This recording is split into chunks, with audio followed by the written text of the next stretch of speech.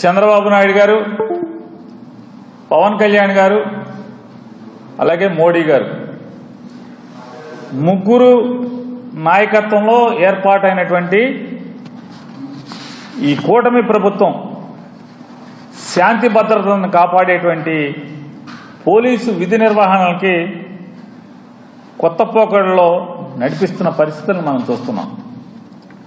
గతంలో మున్నెన్నడూ ఆంధ్రప్రదేశ్ రాష్ట్రంలో, ఉమ్మడి ఆంధ్రప్రదేశ్ రాష్ట్రంలో కూడా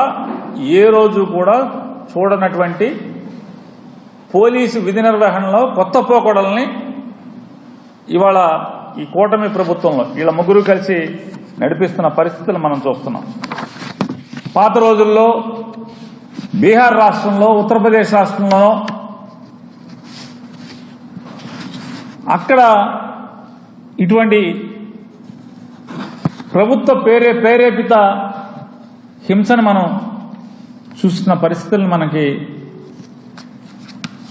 గతంలో జరిగిన పరిస్థితులు చూసాం.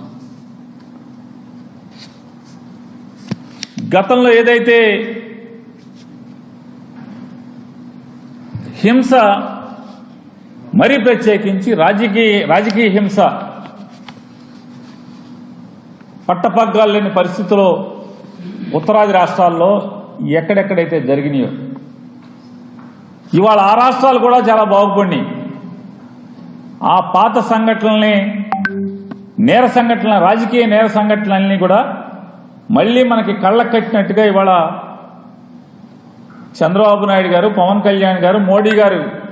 ముగ్గురి కూటమి ప్రభుత్వం ఇవాళ ఆంధ్రప్రదేశ్ రాష్ట్రంలో మళ్లీ మన కళ్ళకు కట్టినట్టుగా చూపిస్తున్న పరిస్థితులు చూస్తుంటే రోజు రోజుకి హింసని రెట్టింపు చేస్తూ, అరే ఇవాళ అంటే నిన్నే నయం కదరా బాబు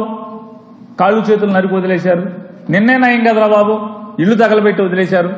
నిన్నే నయం కదా, మొన్న నయం కదా బుల్డోజర్లతో, జేసీబీలతో ఇల్లు పడేశారు. అట్లా రోజు రోజుకి హింస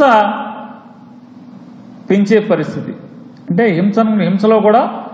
ఆ స్కేల్ పెంచే పరిస్థితిలో ఇవాళ ఈ కూటమి ప్రభుత్వం తీసుకెళ్తున్న పరిస్థితిని చూస్తుంటే ప్రభుత్వ ప్రేరేపిత దాడులు కానీ, ప్రభుత్వ ప్రేరేపిత ఆస్తుల ధ్వంసం కానీ, హత్యలు కానీ పేటరేగిపోతున్నటువంటి పరిస్థితులు మనం చూస్తున్నాం. ఈ రెడ్ బుక్ నియంత్రణలో పోలీసులు కూడా కూటమి రౌడీలతో అగౌరవం పొందటం,